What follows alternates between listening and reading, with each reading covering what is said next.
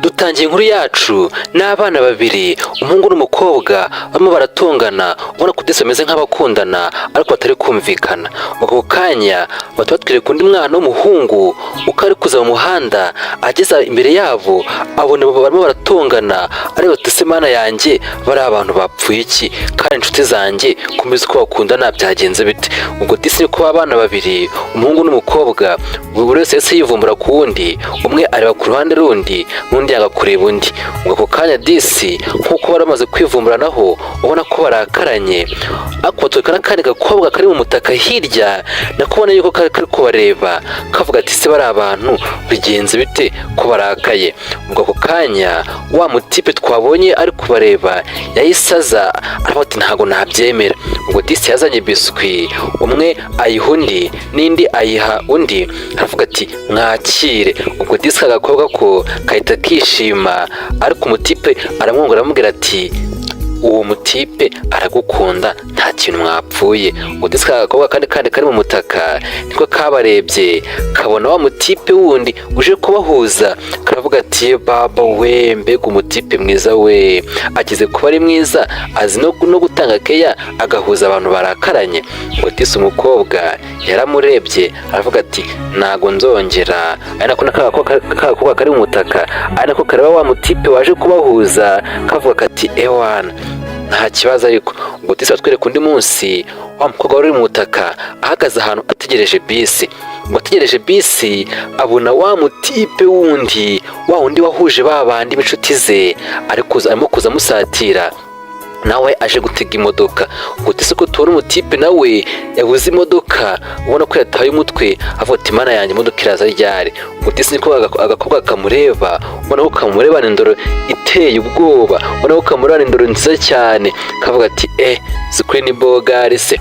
Dutse gukora subscribe niba utarayikora, ndetse nawe tubona umunsi kundi ndagushimiye. Kandi uramutse ukeneye n'izindi nkuru wasura indi channel yacu yitwa Vazi Media ukabonaho n'izindi nkuru, kuko tubageze inkuru nziza ziryoshye cyane.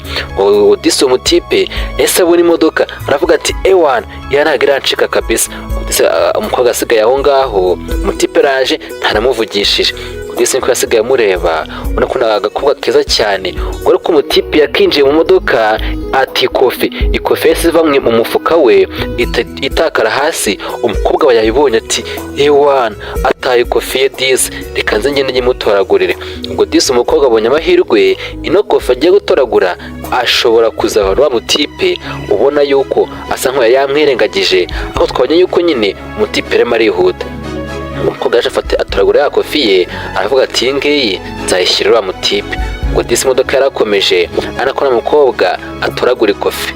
Dutse gukora subscribe niba utarayikora, ndetse nawe wamaze kuyikora ndagushimiye, Imana iguhe umugisha. Ndetse nawe twereka yuko tubana umunsi kundi, wowe duha comment, udutera motivation, udutera gukora cyane, kuko byo dukora nimwe tubikorera. Uramutse ukeneye n'izindi nkuru wasura channel yacu yitwa Vazi Media, ndaza no kubaha link muze kuyikandaho tubaha inkuru ziryoshye. Ngo disi umukobwa akimara gutoragura ya kofi yasigaye aho ngaho, batese noneho kandi iyi kofi biragenda bite? Ubwo disi wa mutipe yarataye kofi we yarakomeje mu modoka. Ubwo umukobwa nawe yajicara aho ngaho, tubona ko nawe asa nkaho umuntu ategereje nkuko yakicaye aho ngaho, ariko wa mutipe aza kubona yuko yataye kofi, agaruka handi yategeye imodoka, aravuga ati mana we, ko ndiba ntayihari se mana yanjye ndamenya biragenda bite? Ubwo akiye muri ibyo ngibyo nyine arashakisha ikofi, ubona yuko yataye umutwe, ubona ko avuga ati nayitaye ahangaha ni imodoka yari iparitse kandi ho ninjiriye. Ubwo disi wa mukobwa nawe yamubonye, nuko kureba ya kofi avuga ati se mana yanjye nyimuhera cyangwa mureke. Ubwo amaze kubitekerezaho aravuga ati ntabwo nawe umugome, yagiye asatira wa mutipe, aragira amubwira ati dore kofi yawe cyagiye wari wayitaye none nayitoraguye, akira ngiyi nta kintu kimwe nakuyemo pe. Ubwo disi umutipe yafashe ikofi, ubona yuko atunguwe, avuga ati none se niwe wayitoraguye? Ati ko se nta hantu nkuzira, none se kanguha amafaranga basi y'ukuntu wantoraguriye ikofi. Umukobwa disi amafaranga yarayanze ati oya nta kibazo rwose yagumane, kuko ngiyewe nayitoraguye, ntabwo kuba nayitoraguye nkayiguha nakwaka ikiguzi. ubwo disi ukabonye ko nako n'umukobwa aba yarakunze umutipe, ubona yuko nyine aba yaratangiye kumwiyumvamo guhera kuri wa munsi wa mbere ajya gutabara ajya guhuza wa mukobwa n'umukobwa bari batandukanye. Umutipe ati nese basi nibanze amafaranga tugende nkugurira akantu. Umukobwa ati bitwaye iki se, hari ikibazo se? Ubwo disi umutipe yahise amufata ukuboko ati ngwino tugende. Ubwo disi barakomeje baragenda, ubona yuko ni umutipe n'umukobwa. Umutipe baragiye bajya gusangira, ari nako bagenda kugura ibyo kurya.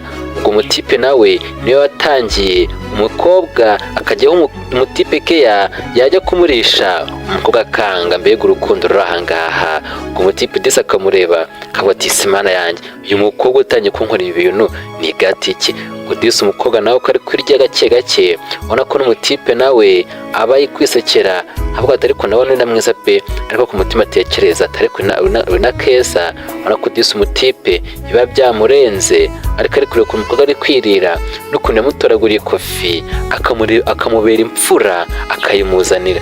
Ubwo disi niko umukobwa ari kurya, umutipe nawe amureba mu maso. Umukobwa agiye kubona umutipe ari kumureba cyane, biba bimuteye isoni. Ubona ko disi barimo barikinira udukino tw'abana, udukino tw'abantu bakundana. Ubwo disi umutipe we aba yatwawe n'ubwiza bw'uyu mukobwa, umukobwa nawe akabibona agahita amuhuha. Ubwo disi umutipe agahita agarura ubwenge, agahita yiseka ati nandi kureba ikira.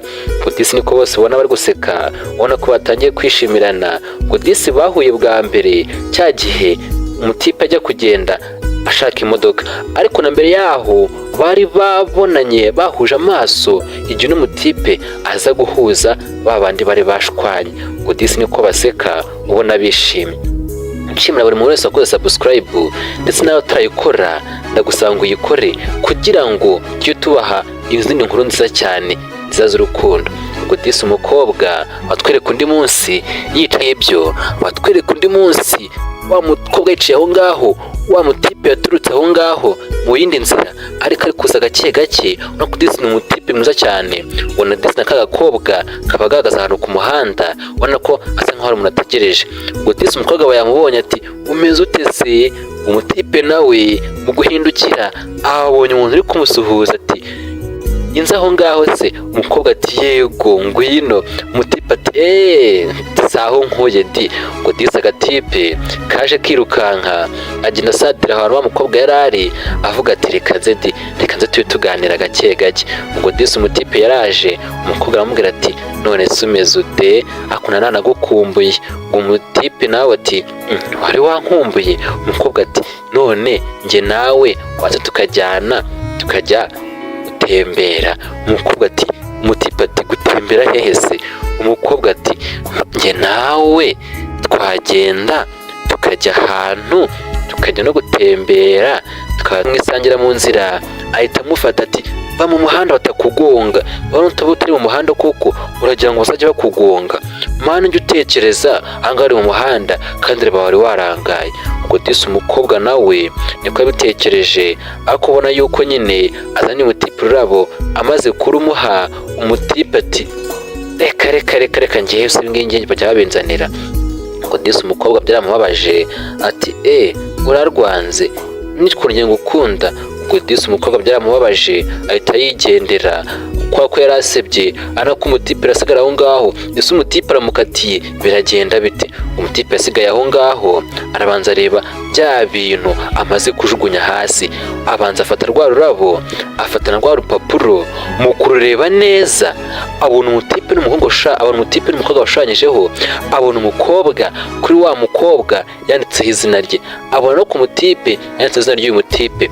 Ubwo disi umutipe byaramurenze, abona ko disi umukobwa amukunda, niko yaje aza amusatira amubwira ati mbabarira ntabwo nabishakaga, ntabwo narimo nagutabara kugira ngo imodoka itakugonga.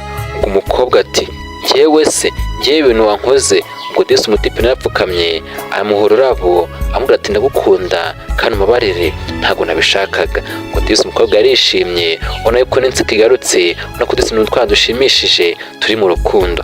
Ndetse kuri subscribe niba utarayikora, ndetse nawe tubana umunsi kundi ndagushimiye. Inkuru zo nakagaruka intanga dusoreje inkuru yacu ubona yuko nyine byarangiye umukobwa yishimye, umutipe yishimye, ubona ko disi ni abantu bashimishije.